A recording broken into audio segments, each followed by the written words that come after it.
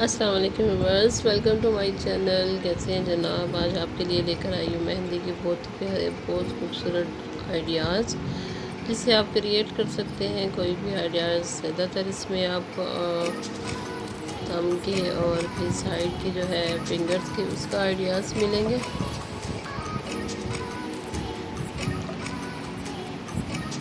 Side के मैं लेकर आई हूँ ज़्यादातर फ्रंट हाथ के, और जो बैक के एंड के होते हैं वो आज कम है। ज़्यादातर आपको यही मिलेगी। कितने खूबसूरत और कितनी जो हल्की फुल्की आई लगाना चाहते हैं मेहंदी, और फिर साइड पे होनी चाहिए जैसे थंब पर या फिंगर पर, तो उसकी आपको ये आइडियाज़ ज़्यादा बहुत खूबसूरत, बहुत प्यारे हैं। बारीक मेहंदी के आइडियाज़ भी हैं और मोटी मेहंदी निकालने के भी हैं।